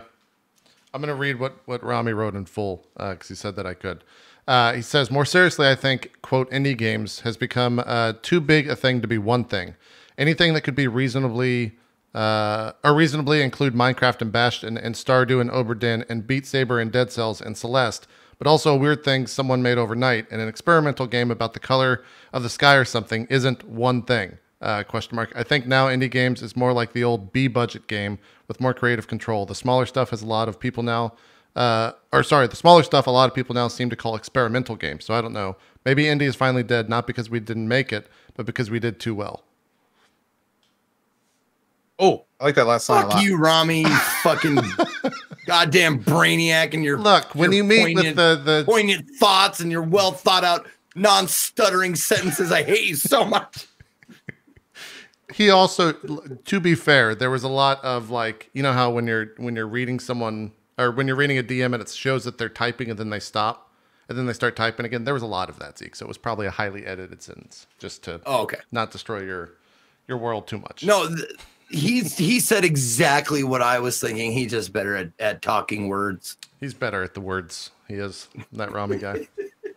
He's a wordsmith. But yeah, no, it's indie. I like that indie has become too successful in and of itself to be called indie. Like, so they had to branch off and call it something completely else. They had to call the true indie games experimental games. Like I love that definition. Like the color of the sky. Like, yeah. Like, have you ever seen a really indie movie? And I'm talking like real indie. Yeah. Like they're fucking bad. It's a lot of times hard to watch, but every once in a while, one of those gems, you're just like, man, I wish they had more money. This could be a thing. This could be a cultural, like a cult thing. Yeah. Like a cult classic or whatever. Yep. Like I find those every once in a while when I'm doing the indie games, like Indie Sundays and stuff. And just like, I look at it, it's like 2 Steam reviews, like $1.99. I'm like, this looks like a fun time for an hour. And then I get into it. I'm like, dude, someone get this person some fucking money because this shit is fantastic. It's just like money matters. Make it bad. Like the audio is not super great, or the graphics aren't like as good as they could be or should be or whatever, and stuff like that. But the game in and of itself is fantastic. So yeah, I like that, man. I'm glad we had this discussion because I think it's relevant to our world. I can't wait for Destiny to win Best Indie Game of 2019 on next year's list. Oh, you want to hear some funny shit? Let's do it. Funny shit. Let's go. The alpha beta thing. Like companies have been using this for years and years and years now. One of the biggest probably abusers, EA, when they actually put out like vertical slices of Battlefield and they're like, play in the alpha, right? Just complete bullshit. So finally, Anthem, they have this thing coming out on the 25th that they're calling their demo. And a lot of people are like, you're calling it a demo. Thank you. That's awesome. Like, you're actually using the right terminology. It's not an alpha or beta. This is great. And then one of the devs tweets out like, oh, hey, by the way, guys, quick heads up. This January 25th demo is actually about a month and a half old build, so it's still going to be buggy. That's a beta. The one time you said demo, it's not an actual demo. It's a beta. Like... At the end of the day, though, that dev was probably nowhere near the room where the conversation happened to call it a demo or a beta. So it's just like some marketing jackass was like, the one time, it's not right. The gamers don't like the term alpha and beta anymore, so let's just call this a demo. Okay, yeah, that sounds good, John. Anyways, let's move on. How are we going to ruin this game? And then they started talking about the Star Wars game because they canceled it. And that's the call to segue right there into the next thing. By the way, why don't wouldn't it be just easy to put them all under one umbrella and just say unfinished? Yeah, sort of. Yeah, I like that. I would love if they put out something and it just said unfinished game. Funny enough, that's something like that. We're not done with this yet. Yeah, funny enough, Giant Bomb actually calls their video series for anything that's not a release unfinished. So there you go. I think you have some support on that front. No.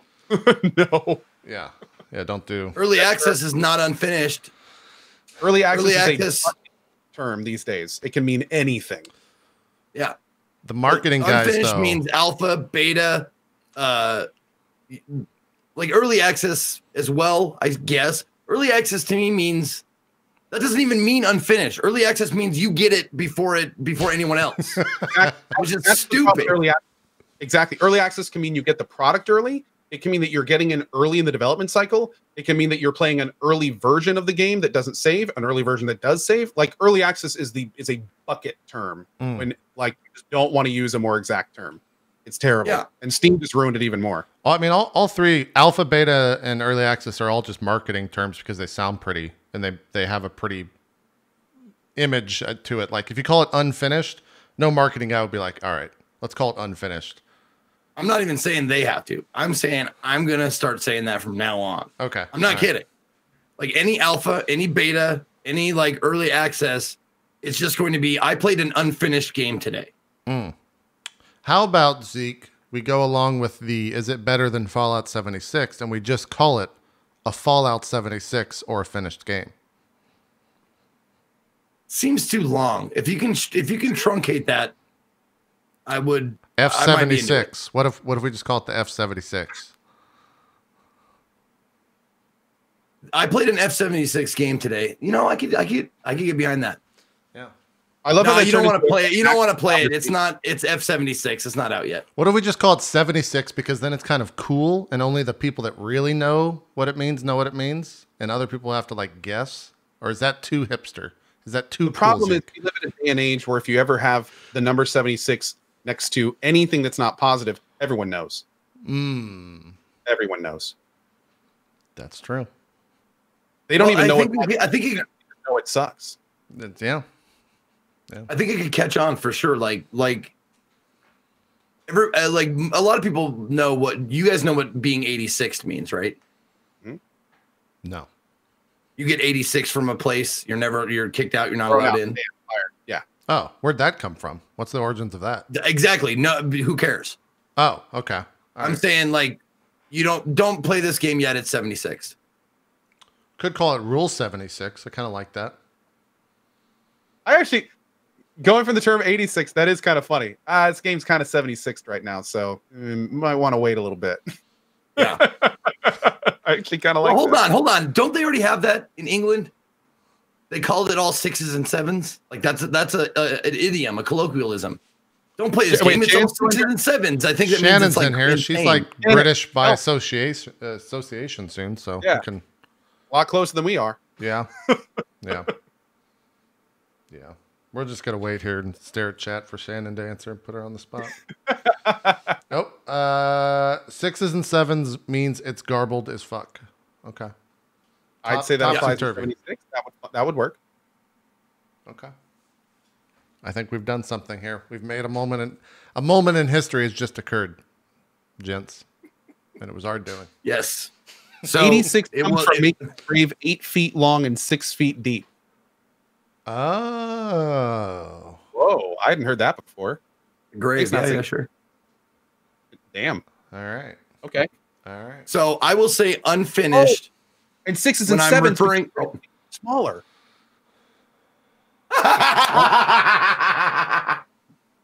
Oh, maybe not. Brilliant. That's brilliant. I'm into it. No, so the terminology henceforth for all of you, how many people are watching? For all of you 13,000 people that are out there watching, the terminology from henceforth for alpha, beta, early access stuff will be unfinished. Now, if it's bad, it'll be a 76. That means it's an unfinished mess.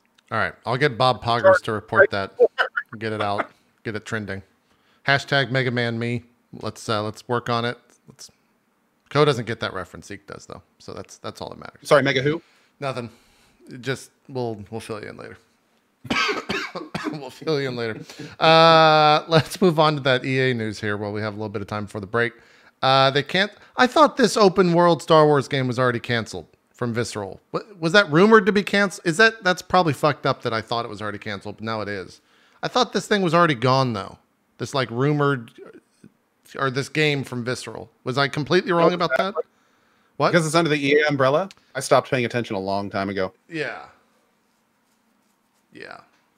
I thought as soon as like who was it? Amy Hennig left that it just killed the game completely, but I thought what they were actually canceling was the Respawn game when I first saw this news thing. The dark time or dark period or whatever the fuck that meme was from E3. So I guess this isn't the biggest news. I just wish that Disney would finally just like slap EA and say, "You're done. We're taking it back." Yeah, rip the IP from their hands, dude. Yeah. Like they have done so much negative shit to Star Wars, like through the loot box fiasco and canceling products, and it's just like, it's unbelievable, man. It's unbelievable. Yeah, and the funny thing is that's not like a unique statement.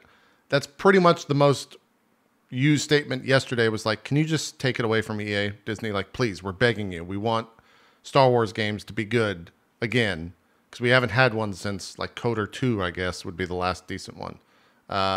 Just fucking. SWTOR was okay. Yeah. I guess. Just fuck, man.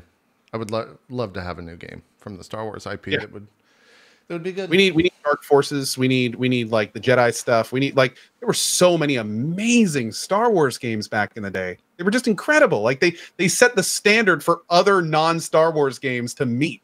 And now we live in the day and age where it's like we can't even get a good Star Wars game, let alone like a pack leader. Yeah. It really sucks, man. Someone in chat just put something in my mind that I can't escape now. What if like Naughty Dog was given license to just make a fucking single player Star Wars game? How fucking crazy would that be? They would knock that shit out of the park. It would be amazing. It'd be amazing. No. Wait, Naughty Dog is red. Is that? Wait, no. No, Naughty Dog is Uncharted and Last of Us and all that stuff.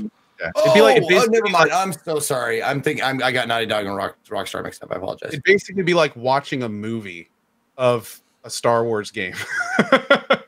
if it's anything like the Uncharted franchise. Be great. Which would be great. I mean, that would fit Star Wars really well, man. Yeah. They could do entire connectivity, like connective material between their Star Wars movies out of Uncharted style games. Yeah. That'd be awesome. Yeah. Or hell, I don't know about CDPR. Like CDPR is all about open world stuff. And like, I don't know how also they would do with it.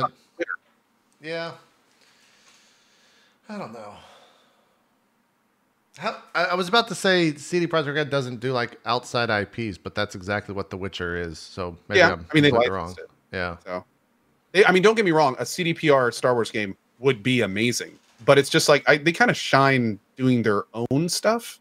I don't know. It's kind of a weird situation. And what I'm trying to say is I like CDPR doing exactly what they're doing now. Don't change. Yeah. Buy the company. Just let them keep doing their own thing. They're doing great. We don't need to mess. Same thing could be said for Naughty Dog too. Like if it delays Last of Us 2, then please don't. Please just stay away from it. I'd love a Coder 3 from Obsidian. A what? Oh, an Obsidian game? Coder 3 from Obsidian. I would love to see that. Well, here's the bad news though. Didn't Disney like straight up basically say in one of their releases that the Coder stuff was retconned? Yeah, they like killed all the whatever the extra story stuff is and kind of been doing their own thing. Doesn't mean they couldn't be like, hey, here's this thing in the extended universe that actually is canon, and then make a game on that. But yeah, bummer. You know, I mean, as much as people rail against it, I would love to see, call it what you want, HD remake of KOTORs.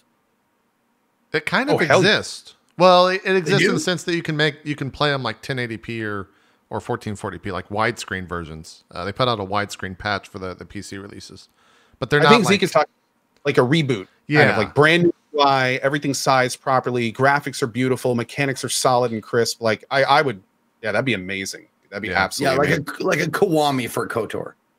Yeah, that'd be cool.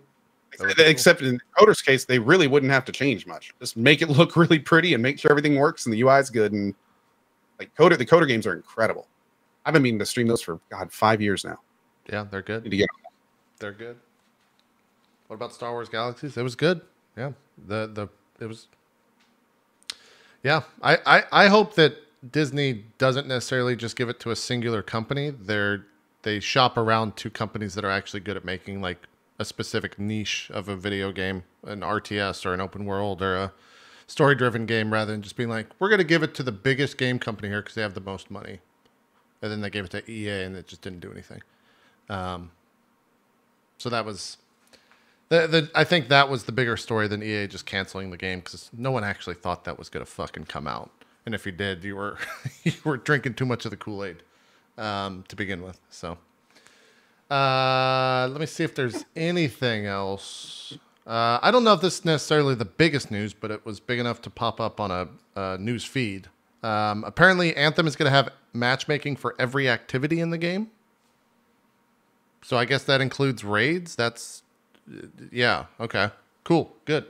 I'm glad. I hope that they're still challenging, and I guess there's no way for them to actually put it so I don't get grouped with like 2 12-year-olds who are just bickering at one another to try to do a raid.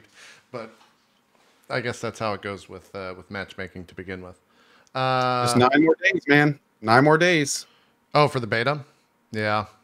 I guess I'm actually gonna try it. I normally don't do that kind of stuff, but at this point I gotta play Anthem. I have to see if it's good. Yeah. I tweeted this out, but I watched IGN's got a bunch of footage up of the game. That I've watched all of that. Yeah. I've been watching some of it as well, and I don't know if it's just because it's connected to EA.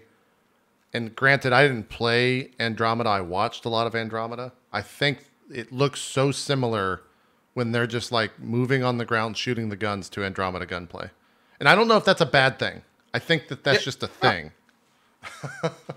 The thing for me though, man, that really kicks it over, like watch these Anthem videos from IGN.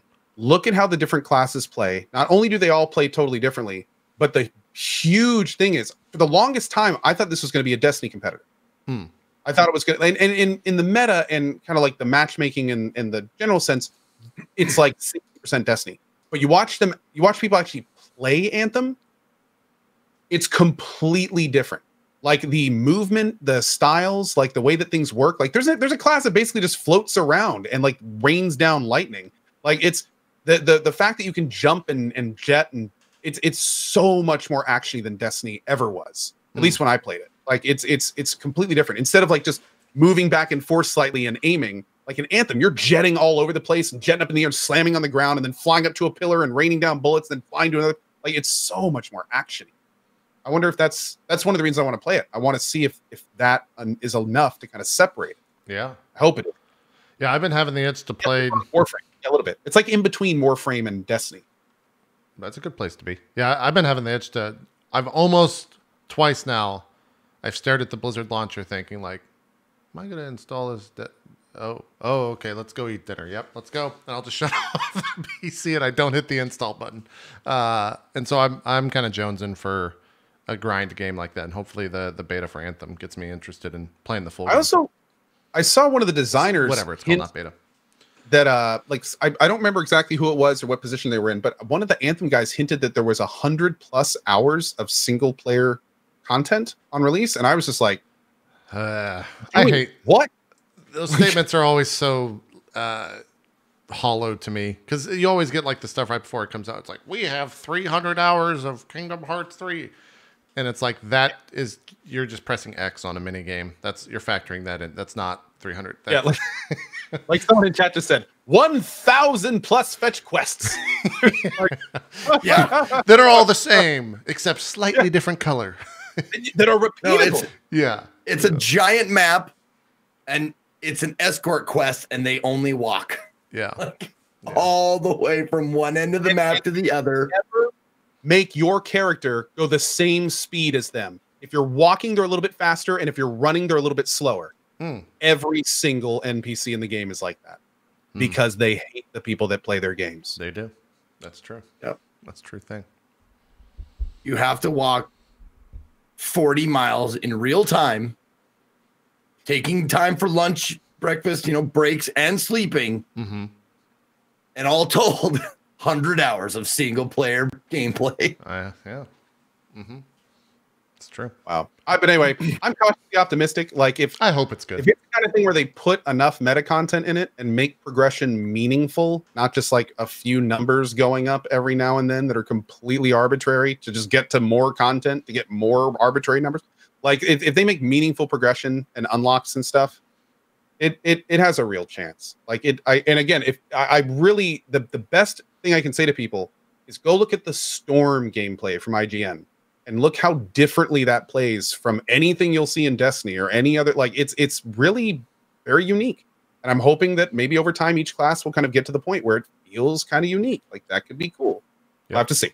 Yep. I'll have to see. Yeah, dude. I mean, if it has like Warframe movement in a new world with a new story, that's all I need. That's all I want. Like, because the movement in Warframe is by far like the best of any game that I personally played. Like it's just so fast and responsive, and it doesn't feel like you're out of control. You get everywhere you want to go like super quickly, and it doesn't feel like any place is off limits. So I hope Anthem like takes a page out of that. That's gonna be the first thing you do though when you're flying, right? Is how high can I go? Where's the wall? Let's find it right away. You know what kind of sucks? And I didn't actually know this until I watched some of that gameplay. I wasn't aware that they've put limits on the flying. Oh, like apparently the way it works is if you're in combat or if you're in like certain areas, then there's a bar at the bottom of your screen. And if you start flying, then that bar starts like it's an overheat bar. So that, and apparently the Storm and the hoverers don't necessarily have all that. So apparently though, if you go high enough, you go into like travel mode. And at that point, the bar disappears and you can just do whatever you want. But if you get into combat, then apparently it starts doing stuff. So I don't know. We'll have to see. We'll have to see. It could be well done. I can understand how they don't just want people to be able to fly away from every fight. Like, right. That makes sense. They have to put some mechanical barriers there. But I mean, it's going to be so low to the point where it's like Zeke was saying, what if it's so low that you don't really get that feeling of being able to run around and burst around as much as you want and stuff like that? That could be a game breaker. So we'll see. Yeah. Someone in chat had a cool comment. Apparently you can fly through a waterfall to cool down in combat. Kind of into that. Maybe for the first time. And then later on in the game, it's just going to be me screaming, "Where's the fucking waterfall?" Give her a goddamn waterfall. So that's how that goes. I hope I'm surprised by the story like I was with Destiny. Like Destiny surprised me as like, I'm kind of dig this story. I'm kind of into it. Yeah. I didn't expect to actually dig the lore as much as I did when I first got in, like the first Destiny. I hope, dude. I to this day I enjoyed the 30 hours I had in Destiny. I did all of the campaign stuff, and I did all the instances once. I did the raid with Goth and those guys. Like, it was all fun to do once. Yeah. But it's like the progression is so like the arbitrary number progression stuff. Like that's not for me, man. I need a little bit more. I hope that like Bungie and I guess EA now, the looter shooters looked at what Monster Hunter did last year in terms of like a fun grind and try to emulate that grind in their own game. Because I put 100+ hours. I think Co put a shit ton of hours, and Zeke even played Monster Hunter. I think enjoyed the grind for the most part. So I would hope that they would take something from that grind and make it work for their game. But who knows? See, and that's the thing with Monster Hunter. That's the whole reason I could play that game twice. Like when you're grinding towards things that completely impact your gameplay, like that's awesome. And when you get it, that's the feeling that most gamers chase. So yeah, that's awesome, dude. Yeah. I really hope Anthem is more like that. Yes, I'm hoping that Anthem has like an actual skill tree. Like another big concern is how different are the same class going to be? Is it going to be where it's like, oh, you're a storm? Okay, so I know exactly what you can do. Or is it going to be like, oh, you're a storm? Are you this type? Are you this spec? What weapon are you using? Like, how far is that going to impact it and matter? Mm-hmm. I'm right there with you. Scanning through this other news. Did you you didn't check out Artifact, right? Because apparently no one did, because it's lost 97% of its players in under 2 months. Artifact. Oh, the card game from Blizzard. No, from Valve. Hearthstone. Yeah. Hearthstone is Blizzard. It's Steam Hearthstone, right? Valve Hearthstone. Yes. Yeah. No one plays it apparently. It just died. Wow. They did a huge blitz on Twitch for it. Like, oh my lord, man! Everyone was playing it for like 3 days. And then no one played it after that. Apparently, it was really hard to fucking. For me, I ended up like turning on Kriparian, and just staring at it for 2 minutes. Most card games you can kind of stare at for 2 minutes and understand somewhat of what's going on. I have no fucking clue what was going on in that game, and I just turned it off. From what I'm about in the same position as you. I think it's supposed to be kind of like a MOBA card game. You have like lanes. Yeah. So that's kind of cool. I mean, they're trying to do something unique with it, which is kind of fun. But obviously, unfortunately, it didn't work out. So, well. Yeah, it didn't. No one. It's rough. We're talking about Anthem. Division 2 story trailer came out today. I haven't watched it yet. I hope that they learned enough from Division 1 and Division 2 as a game that I put a bunch of hours into this year. Are you going to try it? Oh, so you're going to play it? I'm going to try it. Yeah, I'm hoping that because they patched Division 1 so much, and I kept hearing different things that they added in into that core game to make it worthwhile. I just never went back and played it. Like Shorty guy's a huge Division 1 fan, and he's super excited for Division 2. So I'm hoping to enjoy it this year. But let me know, dude. Yeah, because I'm actually going to try it. Okay, we'll definitely. I was not a fan of Division 1, and I played it for like 10 hours, but I've heard a lot of good things about 2, dude. Okay, a lot of good things about 2. And some of the dev tweets are very optimistic. So it says a lot when the people making the game have a lot of faith in it. Yeah, I hope it's good. And then last but not least, real quick before break, we always mention it every year, so we'll do it again this one. AGDQ is over. They raised 2.3, almost 2.4, 6,000 short of 2.4 million for the Prevent Cancer Foundation. I did not watch much this year, and I think that was the same story for me last year. So I'm curious, did either of you check it out much? Going to sleep, put it on TV or anything like that? Nah. Oh yeah. What did you have any favorite runs that you watched, Zeke? Because I didn't really watch too much. No, I watched a lot of it when I was not after my broadcast and stuff, and now I've been catching up on the VODs. I usually just go by chapters, like because they have chapter like underneath like they'll say like 48-hour video, like that's what they have. Yeah. But then they have like a chapter select underneath, so I usually just like go and pick the games and stuff. I always love the awful games block. Like when they do they speed run the shit games. I love that. I love watching that. It's one of my favorite things. I like the horror games like Resident Evil. I think they did the first Resident Evil or Biohazard. They did that. They did Silent Hill. I'm not sure if it was 1 or 2, but they did that this year. I love the horror. I love those games. But now I'm getting to like the dregs of what like just something noise in the background. So I put on the Sonic block and I just kind of listen to it. You know, like, and I'm not saying Sonic's bad. I'm just saying Sonic was never for me. So I don't really care about it, but you know, it's fun to glance at from time to time. Yeah. I watched the Bloodborne, Dark Souls 3. I watched those speedruns.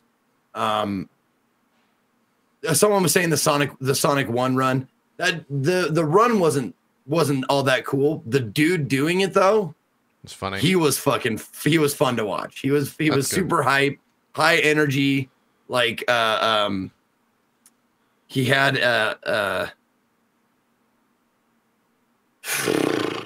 what term can I use to describe the way someone speaks that used to be when I was in middle school called like gangsta speak? Like he like had a slang, like like an urban slang. Okay. Way of speaking.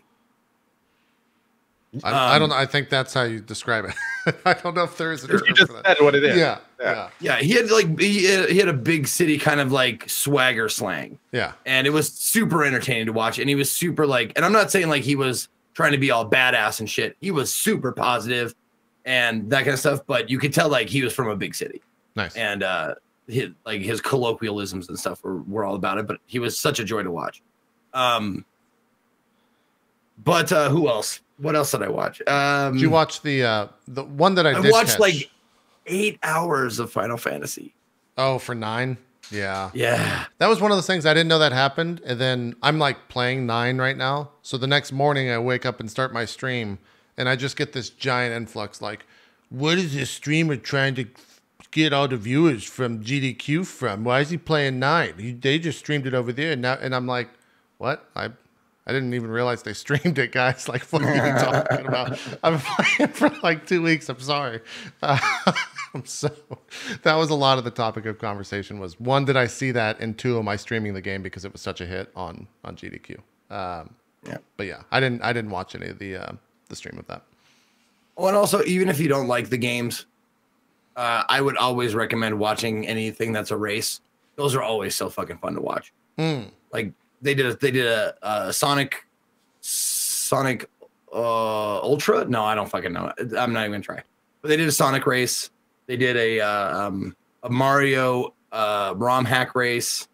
I think it was a ROM hack race. Maybe that's not the right term to use. But they did that. What other races did they do this year? Mega Man race. Yeah. The Cuphead run was my really favorite good run. Did you check that out yet, Zeke? If not, you need to watch the Cuphead run. It's batshit insane how good the Mexican runner is at that game.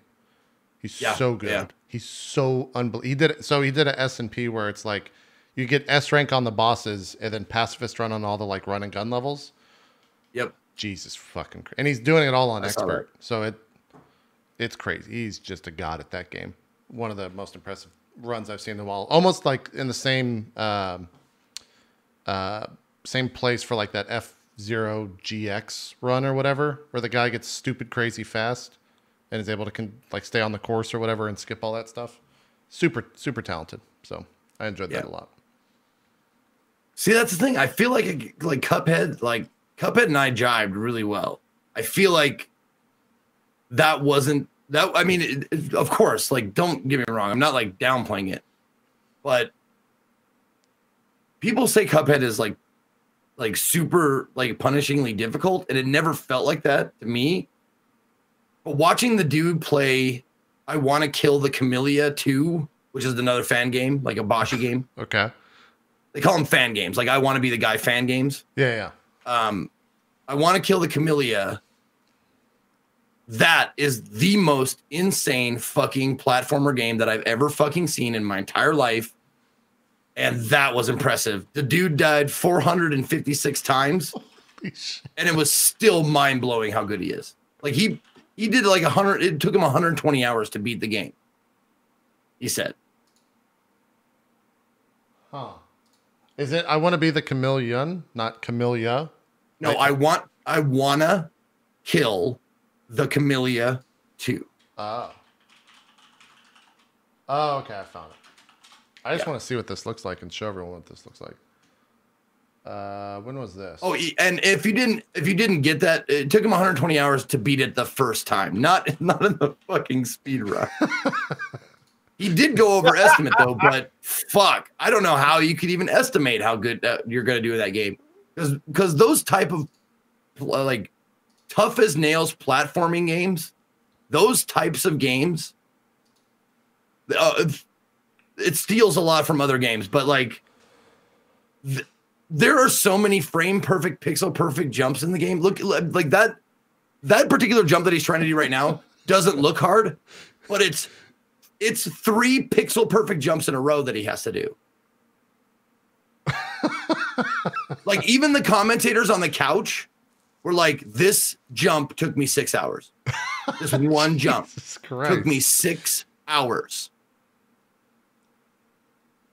Yeah. Is this serious time? Did they call for serious time when he was doing this? You could tell the dude was like trying to edit himself. Like if he was on his own broadcast, yeah, he would have been like swearing in German like a fucking demon. You could see on his face, he's like, "I'm keeping it together because this is a charity event, but I'm gonna fucking lose it."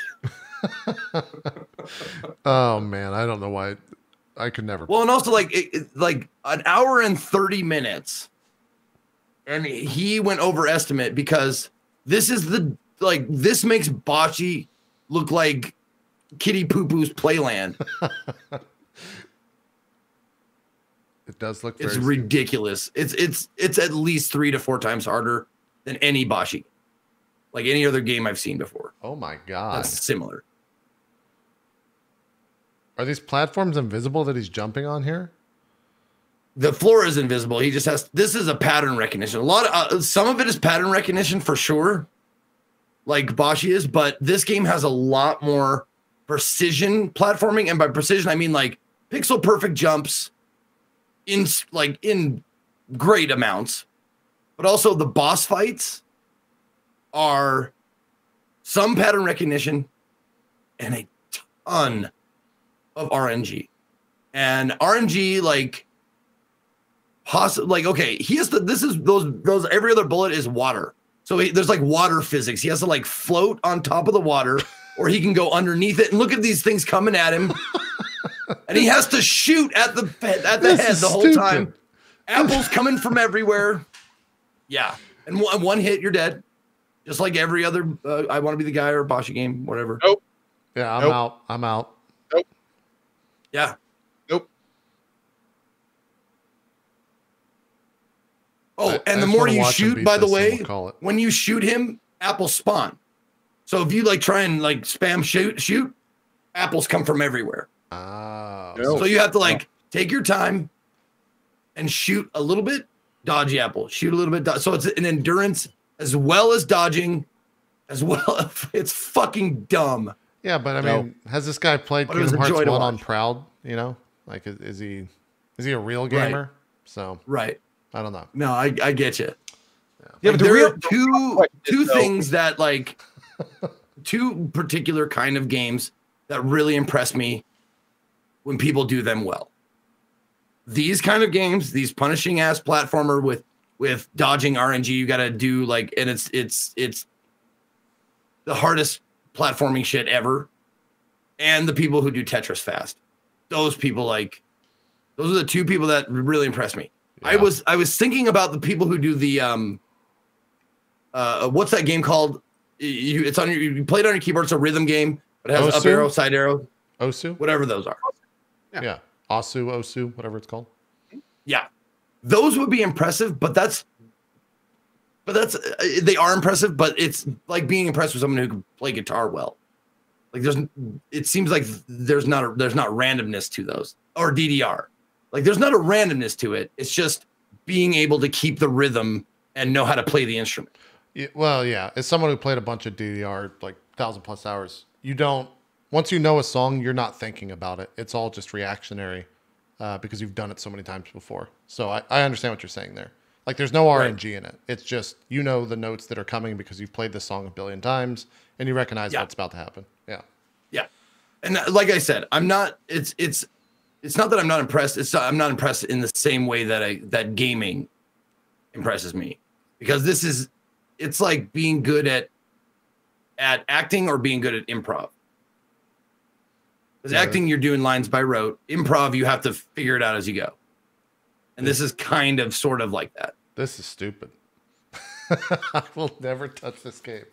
How long does he take to go? People like this video is giving me anxiety. Subjugation said. I was sitting there like I realized I was like tense as I was watching. Like let go, and I'm like, I'm not playing. Right, I don't have to be tense. Fuck. Yeah, man, that's crazy. I might watch the rest of this run. I didn't even know this was being run. It's a great run. It's fun to watch, especially because you see like in he speaks English very well, but he definitely has a discernible German accent, and it's so fun to listen to him. He's because you feel it. You feel the heat and the hatred, like just like the frustration, not the hatred, the frustration just pouring out of him. It's so great. Yeah. All right, I will bookmark that. I'll also post that in the chat for anyone that wants to watch it. Well, and there's also like a stigma with people who play games like this. Like if you ever watched like back in the day, I used to watch Witwicks all the time, like do Bocce speed runs and stuff like that. Mm-hmm. There's a stigma that people that play these games a lot have, where when they get stuck on a part, they suddenly become the worst gamer in the world, and they'll tell you. Like this guy does the same exact thing. He's like, well, I had it in the practice room and I guess I'm fucking terrible now. Like they just fucking do that. I like it. I think you have to have some sense of humility when playing those games. Otherwise you're just going to like hate the entire process. Agreed. Yeah. Yep. Yeah. All right. Let's, yeah. What was that? I was gonna say the one thing I heard about the poor Divinity OS 2 guy. Yeah, what? So he canceled his run. He canceled his run. Apparently, like it got to the point where it was just like stuff wasn't good enough. I think he missed a critical save or something like that, and then he died, and then it put him too far back to really be competitive at any point. So for the record, when it happened, there was a bunch of misinformation going around because people actually poured in my channel. And they said, oh, they yanked this guy. Yeah, he died and they pulled him off the stage. And it's like, no, actually, I think he ended the run. Yeah. Like, the guy that was doing the thing was like, well, that's it. Like, screwed up too bad. Can't do it anymore. And then he was like, yeah. So the part about that's so brutal, man, is you know how many hundreds of hours they spend for that performance. And it's like when something like that happens, it's like watching someone choke at the Olympics. You know, it's like, dude, we all know you've worked so hard for this. Yeah, it's got to suck. Well, and also there's a reason why that's never happened before is a meme during these GDQ events. Like this has never happened before because you've never played at a GDQ before, or you have, and it's hundreds of thousands of people watching you, and your nerves are making you do stuff that you would never do. Yeah. Like you never felt like, well, that's never happened before. Well, it's because you are playing the game differently than you normally would in front of your stream or in front of, or like not streaming, because some of them don't even stream. Very good point. Cool. All right, let's take our break. We'll come back, probably chat to Zeke about CD-ROM adventures. Maybe get some Indie Sunday stuff in there, and then we'll call it a show. So don't go anywhere. More Drop Frames coming up right after this. We'll see you guys then.